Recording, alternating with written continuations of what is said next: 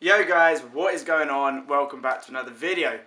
So in today's video, what I'm going to be doing is talking about the equipment that I have used since becoming a teacher, and the equipment actually that I relied on the most throughout my training to become a teacher. When you are getting ready either to start your training or just before you start your NQT year, you have lots of things going through your head as to what books you need to order, what equipment you need to buy, what stationery you need. And in today's video, I'm going to break down exactly what you do need and what you probably don't need to worry about. So, let's get into the video.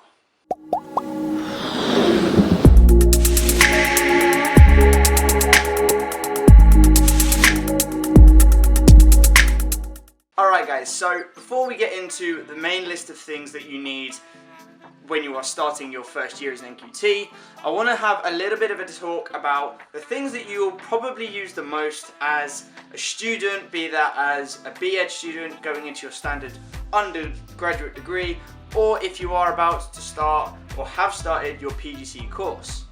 Now, every university will advise you to get a selection of books. From my personal experience, and I'm sure there are lots of students that have done the opposite, I have never found that any of the books that I have personally bought have been as useful as the internet. Like, ever. Pretty much every assignment I ever did, I always relied on the university's database to get up the professional, the academic papers and the literature from that. Very rarely did I ever open a book. And I mean, I've not spent loads of money on academic texts, but I have bought them both for my PGCE and for my undergrad, and quite honestly, I could have saved my money and not bothered. The next thing that I would advise is just buy things that you would normally use if you were at school. Okay, so standard pencil case, pens, pencils, notepads, diaries, that kind of thing. Don't go crazy and think that because you're about to become a teacher, you need to have like crazy, I don't know, laminators and all this kind of stuff, because honestly, when you're training, you don't. When you go into your school, you're not expected to bring half your stuff with you. You're expected to have, obviously, your folders. You're expected to have notepads to write notes down on and to do work on. A diary because it helps keep you organized. And then obviously all your stationery, right? Your pens, pencils, rulers, all that kind of stuff. But for your own personal use. Don't be buying stuff because you think that it will impress the school, because it won't. Now, for me, I think that being organised with anything is really important, and so one of the biggest things if you are about to start training to become a teacher is get a notepad and get some folders. Folders are fantastic. Obviously, if you're doing the PGC like I did, you have a PDP, and that PDP needs to be in a folder. So getting folders, making sure that you're all organised, and any bits of paperwork that you've been given from the university, you've printed off yourself or your schools have given you, can go straight in those folders, and it's a really easy, quick way of keeping yourself organised. Okay, so now let's talk about the pieces of equipment, the stationery that I personally use the most, having started my NQT year, and things that you will really benefit from buying. And let's also talk about the stuff that you just don't need. Okay guys, so first of all, I'm going to list some of the things that you should just have. Okay, so pens, pencils, rulers, whiteboard pens, markers, notepads, folders, the list goes on. Just general stationery, things that you would normally need if, as I said before, you were going to school, you were going to work in an office. Okay, just standard stuff. Make sure you have those. Make sure that you don't have tons of them. They don't need to be coming out your ears. You're working in a school, right? So they're going to have pens and pencils. But for your own personal use, just make sure that you have a decent amount of stationery. Rubbers, pencil sharpeners, Tipp-Ex if you really want it. Just make sure you have that, but don't stress about it. Okay, so assuming that you have your standard stationery set up, these next things, they're not going to be in any particular order because I can't really list them as to priority, but these are things that I personally have used and relied on a lot to keep me sane, and these are things that I've just really benefited from. So get yourself a notepad if you haven't already and write this list down. Item number 1, get yourself an A4 academic diary. You don't want anything small, you don't want something that's like this big. get yourself a nice A4, probably week per page or week per double page spread diary. Okay, it's something that you can sit on your desk when you're working, because what I found is that you basically are going to have an onslaught of emails coming through every single day about, you know, so and so is going to be going home early on Tuesday, or this child is going to be getting the bus today, or this child's mum is wants to have a talk with you after school on this day. Okay, things that you would normally go, right, yeah, gotcha, and forget. If you've got your A4 diary there, you can write notes down. Equally, at the beginning of every year, pretty much most schools, I would say, do like a date for the diary session.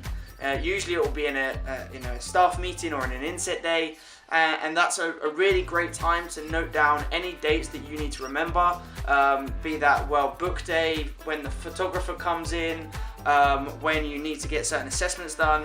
Making sure that you're fully organised is so important as a teacher, because basically you're constantly going to be having dates and other things that thrown at you throughout the year. While we're on the idea of organisation, and my number 2 is post-it notes. Okay, post-it notes are great for lots of different reasons. They're good for you so that you can quickly write a note down, stick it on your laptop, so that when you get home you open your laptop up and the post-it note is there. It's also really good for your TAs. If you've got something that you really need getting done and you just don't have the time to do it, and it's a job that your TA can do, whack it on a post-it note, go up to them and say, can you really quickly get this done for me, or when you have the time, thanks. Give it to them. They will then be able to use it, and your life will become 100 times easier. Post-it notes. Now, I'm going to list 4 things that you need now. Notepad, folder, stapler, hole punch. I've actually found that having just a general notepad on my desk is also proved really helpful when there's passwords that I want to note down quickly and I don't necessarily have time to put it in the diary. When I've got like a to-do list in my head of things I want to do, I'll quickly note them down. Hole punch, fairly self-explanatory.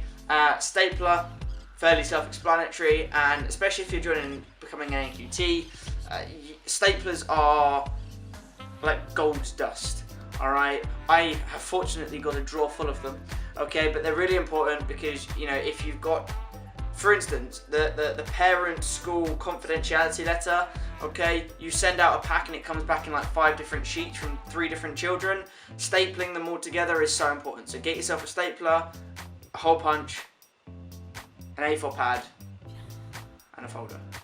While we're on the topic of staplers, staple gun. Now, staple guns are going to be, again, one of these things that are kind of gold dust. You basically want to glue it to your desk, because every teacher in the school will at some point lose one, will want one, will steal one, will want to borrow it and never give it back.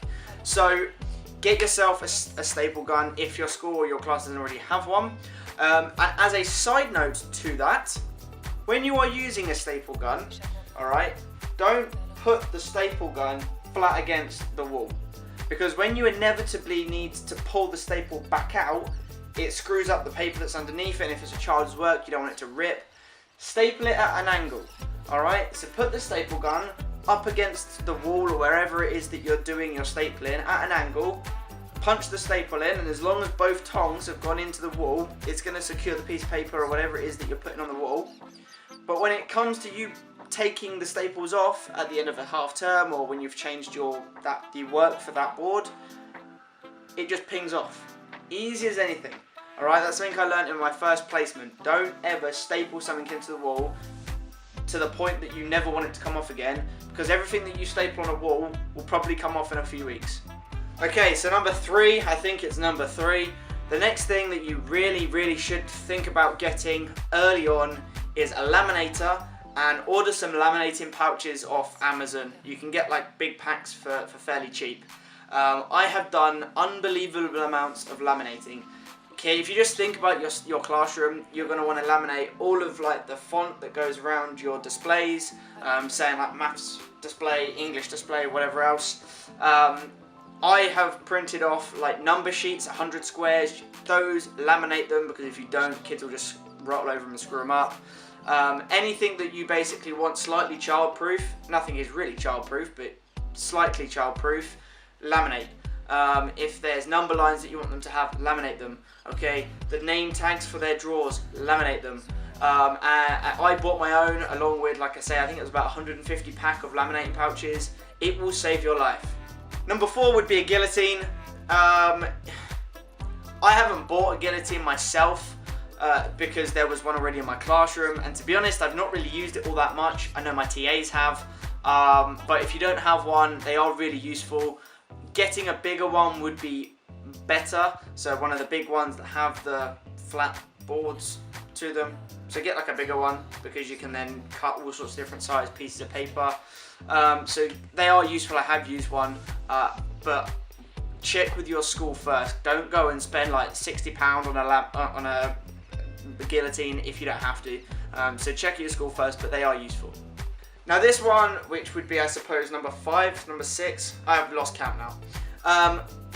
This one seems a bit of like a strange thing to suggest, and most schools will have one per classroom, but if they don't, you might want to look into getting one, and that is a point and shoot camera. Now point and shoot cameras are great because it basically means that you just keep it in your classroom, which is it's important for the child protection side of things, rather than you taking pictures on your phone.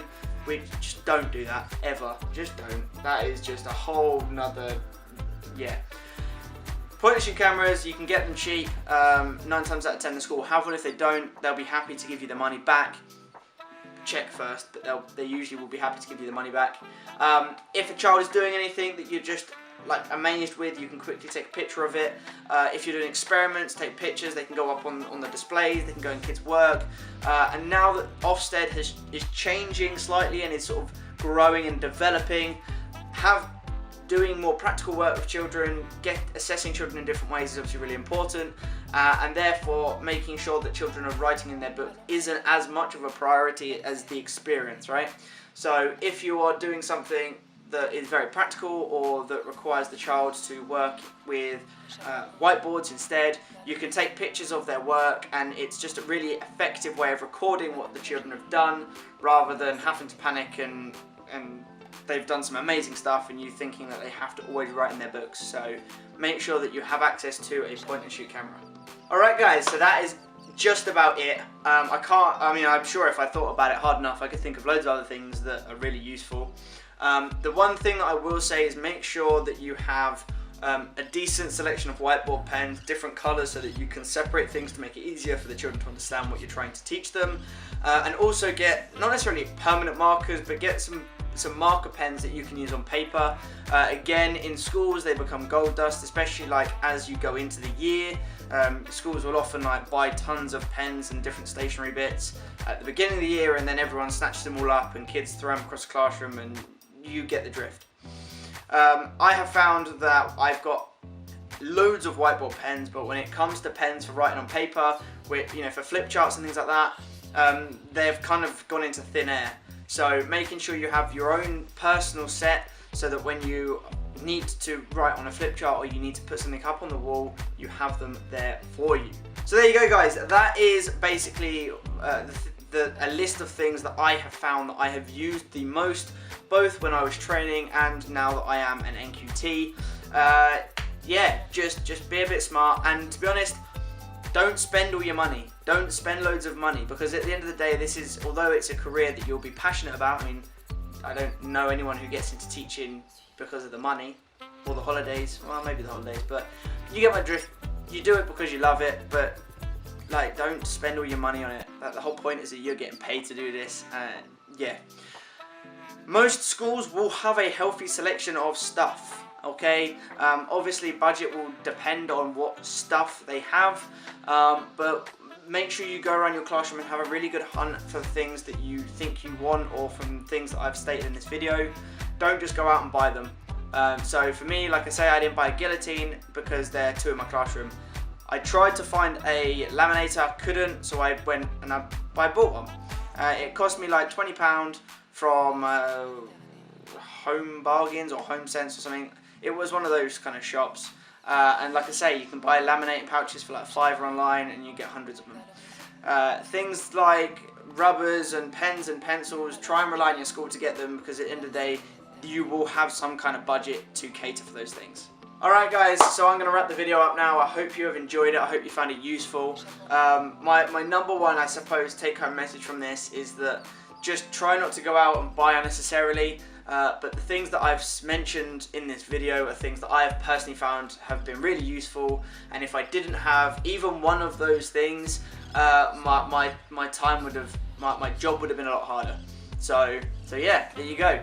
If you enjoyed it, guys, please smash that like button. If you want to know anything about specific items that I've used, or just have any comments or questions, please whack a comment down below. And as always, to keep up with my NQT series, to watch and to keep updated with any of the other things that I post, consider subscribing, and I will see you next time. Bye.